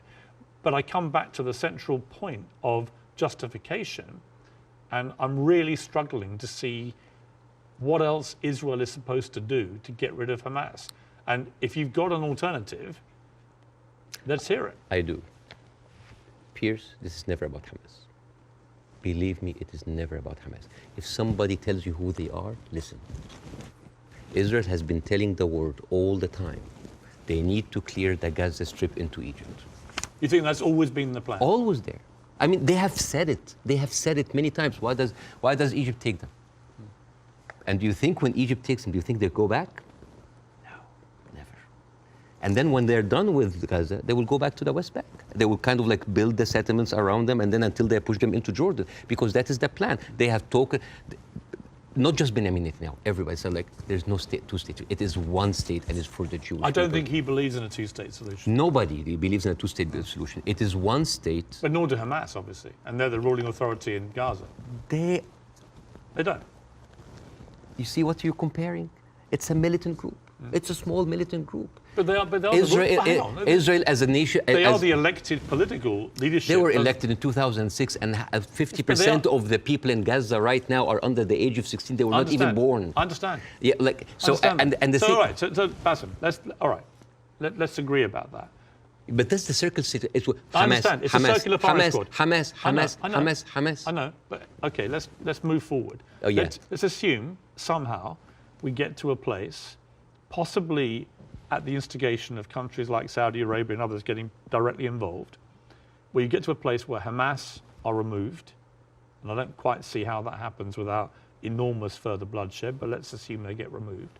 Let's assume that Netanyahu is removed from office, which I think is highly likely just from the fury of his own people about what they see as the defensive and security failings, plus his attack on the Supreme Court already causing huge polarization. Let's assume we get new leadership in both places. Could there still be peace? Could there still be a two-state solution? No. It can never happen. No, because Israel have already shown it's not about Netanyahu. It is the policy of Israel not to give the Palestinians their seat. It has always been there. But what if you find leadership that understands? You will not. But why are you so... You will not. Why do you not think so? Because Israel has been... But they would say the same about the other side. And I remember... Who has the power? Let me give you a parallel. Obama in his book... Let me give you a parallel. Okay. Let me give you a parallel. Northern Ireland, okay? Northern Ireland appeared to be completely intractable, with the IRA and the loyalist paramilitaries trying to kill each other. In the IRA's case, trying to kill British people as well, because they did not want this to go the way that people wanted it to go. And ultimately, we got to peace because we found leaders who actually had the courage, the moral courage, to get in the room with the people that were trying to kill them and to do a deal. I don't think you can do that with Hamas. I think they're on a different scale altogether to the IRA. But we did have a seemingly intractable place riddled with violence on both sides, and eventually we got peace. Do you not see there's any chance of doing that here? No, not with Israel. Obama, after he left office, he wrote in his book, the problem with the Palestinian-Israeli conflict is that one side is extremely powerful and one side is extremely weak. There is absolutely nothing to oblige that strong side to give anything. All over the years, Israel showed you many times that they are not interested in peace. Leave Gaza. Forget Hamas for a second. The West Bank. What have they been doing in the West Bank? The illegal settlements did not stop a single day. No, they are and it's completely wrong. Yeah, but the thing is, it's wrong. I agree with you. But you see what they're doing in the West Bank right now? They are creating little Gazas. They are creating little Gazas. Yeah. And until they are like squeeze them. It's completely wrong. There is a hilarious documentary called The Wanted 18. It is like an Israeli-Palestinian co-production. And it tells about the incredible story about the residents of Beit Sahur. It's a Palestinian town next to the Nazareth. And they said they don't want to depend on the milk coming from the kibbutz. So they bought 18 cows. 18 cows. And they didn't know how to milk the cows or have a cow farm. So they were like engineers and doctors. So they sent people to kind of like to learn how to do the farm. So they bought the cows and they started to produce milk and they started to sell the milk to the villages. The Israeli authorities were not very comfortable. So one day the military government came in and was like, those cows, and I quote, constitutes an existential threat to the national security of the state of Israel. You need to get rid of them. And the movie goes about like the hilarious attempts of hiding those cows between the butchers and the houses. And in one scene, a cow is actually running and the Israeli soldiers are like running behind it and they corner it and they corner it and they're about to kill it. And you know what did the cow say? You didn't fall for this, cows don't speak. Yeah! But you know, it actually said something. You know what did it say? It said Hamas. But anyways. But you see, this is the ideology of the Israeli ruling party. They are not interested. They're not even allowing you to get your own cows. I mean, I want to discuss something that is very important because we have been talking about Israel being a democratic state, a secular state for all of its citizens, including its Arab residents, right? Wrong, Yes. wrong, wrong, wrong. 2018, there was a resolution that was offered in the Knesset that say that Israel should be a state for all of its citizens. That seems basic, right? That resolution was not even allowed to be discussed. It's like, wait, why? And the rebuttal was, Israel being the state of all of its citizens would threaten the character of the Jewish state. There is, I have a friend of mine, his name is Andrew. He's Palestinian Christian, they do exist. And his family comes from a town called Tarshiha. As many Palestinian towns, these were like, you know, had another Israeli town called Kafar Vradin. It is a left-leaning town. They voted against Netanyahu by 70%. And they announced an auction to sell houses. And then they noticed that most of the applicants were Palestinians. They canceled the auction. Why? Because in each Jewish town, there is something called admission committee that can decide who can live in this town. Sounds like Jim Crow for me. And then they canceled. And you know what they say in the reason? They say, Kafar Vradim welcomes all citizens of Israel despite their race, gender, or color. However, the majority of the town would like to preserve the character of the town as being Jewish, Zionist, and secular. How does this go together, secular and Jewish aside? You know, and this brings me to this picture. This is a very famous picture. You know, remember this picture? I'm sure you've seen it. Yeah. This, for the people who don't know, this from San Augustine, Florida, 18th of June, 1964. This was a white-only motel. And these are black activists who wanted to defy the law and jump into the hotel. This guy, he's the owner of that. His name is James Brooke, and he was pouring acid to scare them out of the hotel. His neighbor said that James Brooke was a victim because he was just following the law. And you know what James Brooke said? He said, it's not like I don't like black people. I just don't like them in my swimming pools. Now, if an official said that, wouldn't you say that this town has kind of a systemic racism? Yes. This quote was not said by James Brooke. It was said by Deton, the head of the Galilee municipality, when he said, I don't like Arabs. I don't just like them in my swimming pools. The town of Nazareth Elite, 2010, the Arab Christians in the town, they requested to set up the Christmas tree next to Nazareth. This is the birthplace of Jesus. And you know what they said? We cannot have it because non-Jewish symbols would offend Jewish residents. But this comes back to what you were saying at the start, which is about the hate on both sides. No, I'm not talking about the hate. I'm talking about this shining example that Israel won't tell the world that we are like the Western world. We are secular. I don't know if you know this, but they're not just like secular, like Christians against their own Arab. I'm talking about like Arabs with Palestinian, with Israeli identity. I'm talking about them being even racist against their own people. 1950, Yemenis immigrants that came from Yemen, and they were in the transition camp waiting to be transferred into Israel. Their kids were taken away from them and given to white Ashkenazi Jews because they were not white enough. But Bassem, what would happen if a Jewish person went to Gaza? Why would they go to Gaza? Exactly. Even I wouldn't go to Gaza. Exactly. That's my point. Yeah, it's a dystopia. Who would? But like, but I'm just. So it's not just. You're raising points about Israel, making out that somehow they're as bad or worse. No. But what's going on there? Hamas has ruled over the Palestinians in the most oppressive way imaginable. Absolutely, but you know what? Hamas never claimed that they are the only democracy in the region. They never claimed that they are secular. They never said that they adopt Western tradition. And they definitely, they did not use that lie in order to carpet bomb a whole country. Okay. Now here, I want to say one example. And I'm going to leave you. All right. Israel, you think that Israel will like, by the way, the whole thing about the Yemeni children, you can find it in New York Times. It's called like the lost children of Israel, the forgotten. But even when Ethiopian people were immigrated to Israel, Ethiopian Jews, women then report, 2013, that's not like 50 years ago, they reported that they were given against their consent and without their knowledge contraceptive shots so they wouldn't reproduce because they are the wrong color. Israel is a racist, apartheid country that is projecting this shiny example of secularism and democracy for the people so people can accept whatever they do because they look at Palestinians as lesser people. This is the whole point. This is the whole point. And I would like to quote Winston Churchill. He had a quote that say, I don't believe that we have made a great wrong to the Red Indians of America or the black people of Australia because they were replaced by a higher race, a stronger race, a more world-wisely race. This is why Queen Rania is criticizing the West. This is why we here said, like, where are your values? Because this is the crux of the problem. It's not Hamas. It's not Palestine. It is people looking at us as lesser human beings. Bassem? I don't dispute the characterization that a lot of the Israel administration look upon Palestinians as lesser people. Otherwise, they wouldn't. They even look at the Ethiopian Jews and Yemeni Jews like less. I wouldn't dispute that. I want to quote you to end this. No, why would you end this? Don't end this. We'll be talking for 2 hours. Why not? At some point, we're having an amazing time. We can do another interview. Well, this one goes big. I think this is a neat way to end it.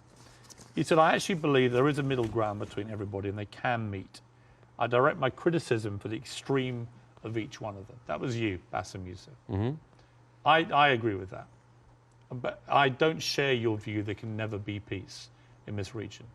I think there can't be with the current leadership structures in both countries or both places.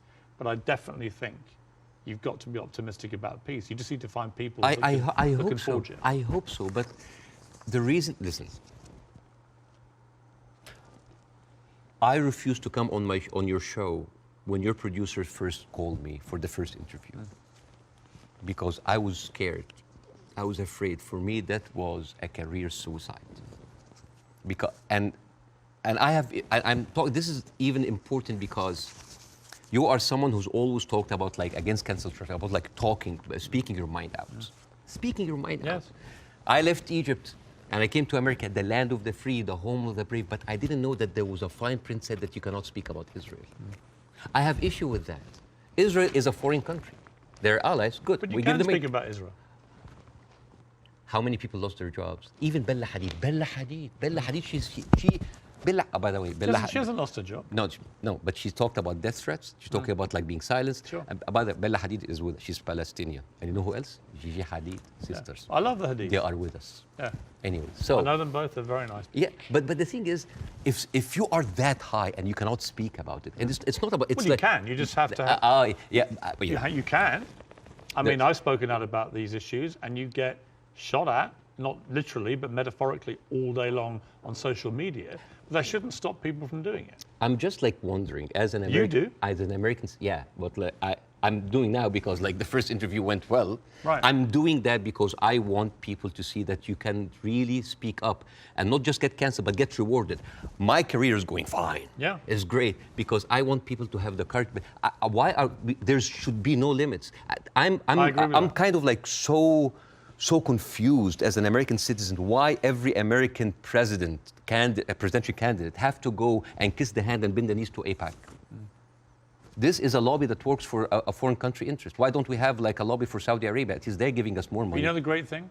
You can say that here. Yes. You couldn't say it in Egypt. That's why you're living here. Yes, but again, a lot of people feel the burn, the heat whenever they come down. down. If I was an American, I'd be going, all right, Bassem, all right, we'll take the criticism because you can do that in this country. And I'm happy. When you criticize the government in your own country, yeah, they drove you out. Yes, and that's why I came to America, to play the white man's game, to actually to pass this acquired white privilege to my children. But the problem it's not just a country of white people. But here's the problem. And the white man's game, the game in America is not a white man's game. It's a game that actually has a democracy and believes in freedom of speech. But there are dog whistles everywhere. You're not going to be put in jail for this interview. Or I can lose my career and I can lose jobs, and you know that. You could in Egypt, you could. No, here you can't. In Egypt, they arrested you. Here you can't. And they threatened you, and you would have probably ended up in prison or dead. Here, a lot of people lost their jobs because they spoke up. It depends what they say. Of course, but again, if you're Kanye West and you spew anti-Semitic garbage, I'm not. You're going to lose.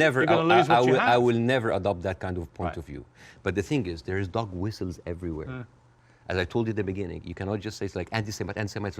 Like, I mean, now, how come that the Palestinian flag is outlawed? By the way, it's outlawed in Israel. If you raise the Palestinian, you go to jail. And now they're saying like the Palestinian flag is a pro-Hamas. No, it's not a pro-Hamas.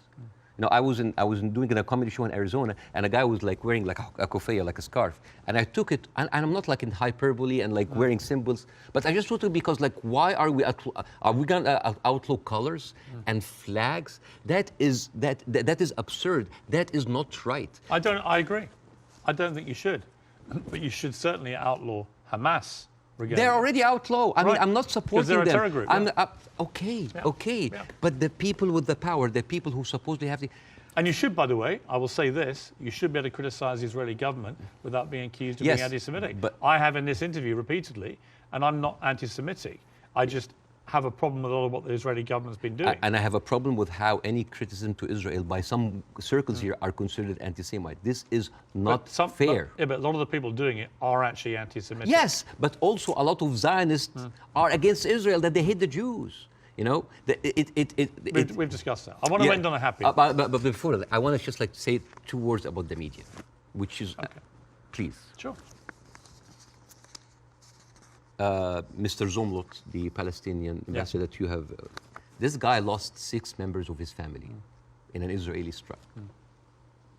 And when he went on like some British news thing, he sat down and the lady told him, it's like, we are very sorry for your personal fun. I'm sure you don't condemn the killing of Israeli civilians. What?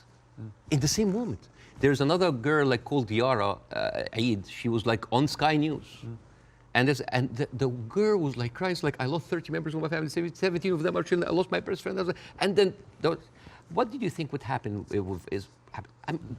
forget about empathy. I think a lot of people... What about manners? Well, I think you have to start, I've said this repeatedly, you have to start from a place of humanity. You have Yes. to look at what happened on October the 7th and feel utterly outraged and disgusted for the loss of human life. Yeah. And you also have to feel that for what's happening in Gaza to innocent people. But and if you can't feel both for both sets of people, both sets of innocent people being killed, if you can't feel a sense of despair and horror over their deaths, you don't have any humanity. Believe me, Piers, it's not really about that. There's a deep sentiment in the Middle East, in Arabs, that the West do not look at us as equals. Well, you know what? So what I did, I went to the machines. Yeah. And I asked ChatGPT simple questions. Do Israelis deserve to be free? And you know what they tell me? Yes, Israelis deserve the right like any other people. And then I asked the same question, do Palestinians deserve to be free? And you know what they tell me? It is complex. It is a sensitive issue. Well, it's not complex. It's not sensitive. The Palestinian people should be free. Yeah, but And they even the machines let me have- finish. And they should have exactly the same rights to freedom and freedom of expression and a way to lead their lives and to water and to power and to Yeah. internet that Israelis have and we have here in America and we have back in my home country of the UK. And I want that for the Palestinian people. We've got to end it there. Okay. Mainly because I've worked up a hell of a All hunger right. in 2 hours of interview, and you have brought your wife's cooking. So, okay, Hala. So tell me again how I do this. Okay, so basically, Take a piece of this, You- put you- it in you- the olive oil, yes, which is from the West Bank, yeah, from the West Bank, and then a little bit of this, yes, like that. yes. This is like amazing oil coming from the olive tree. This has come from the West Bank. Since 1967, Israel have actually uprooted 800,000 olive trees, just to. That is absolutely delicious. I know. Please thank your wife for me. Thank you. Wish her all the best and her family.